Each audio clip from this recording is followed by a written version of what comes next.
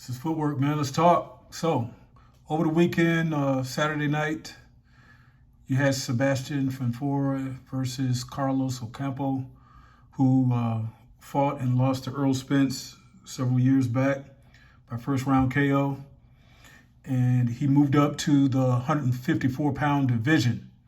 And in that, he's challenging Fundora, who's like 6'7", probably the tallest, if not close to it, junior middleweight that has probably ever been in the ring.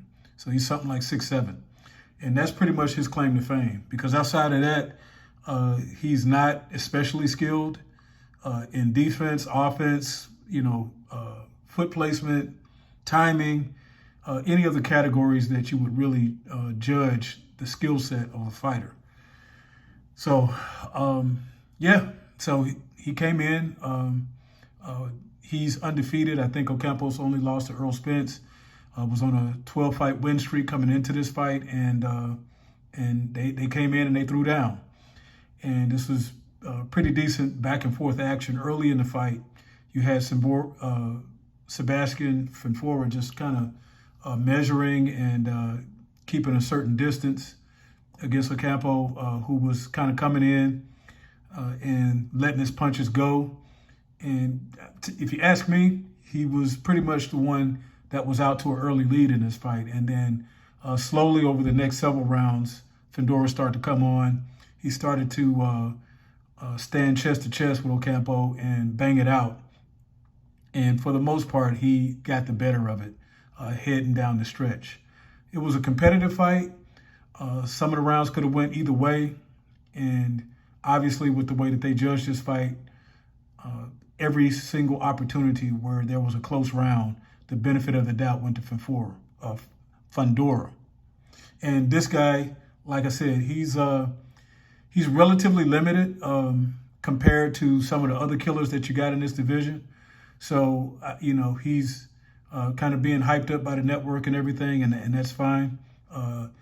He seems like a decent young guy that's just trying to get up and trying to make a payday out of what's going on in that particular division. But these guys are so skilled, they hit so hard that it's rare for anyone in that division to remain undefeated for very long. I don't think that we're too far away from Fundora getting his first loss, whether that's before or after he makes a title shot. And we'll see what happens. If he makes it all the way to Charlo, it's going to be good night, probably in the first few rounds. He's going to get chopped down, and he's going to get stopped early.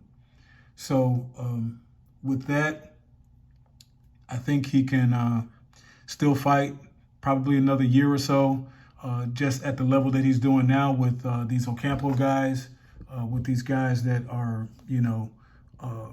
coming off of losses to big fights, who are coming back. Maybe some of these former world champions, like your,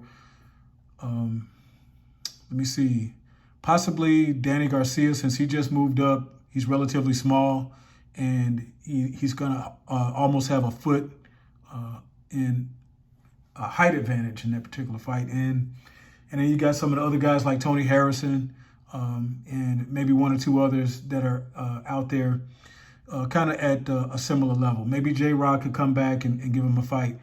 We'll see. But he definitely is going to need a lot more work if he's going to be in a title fight and competitive with the most dangerous guy in the division. And that's, of course, the undisputed junior middleweight champion of the world, Jermall Charlo. And he's at the top of his game. He's taking no prisoners in there. He's taking guys out. He has a good chin, good power, good defense. Not the best, but good. Good foot movement, good offense. Just a really good fighter overall. And he would probably be a B-plus fighter compared to Fundora, who's I think would be like a C-plus fighter. So at some point, he's going to get exposed. But the guy has a good attitude. He's not really like a shit talker, that type of guy that's going to go out and just try to bring a lot of attention to himself. He goes into the ring. He looks to work. I think he has a good attitude, but we'll see what happens.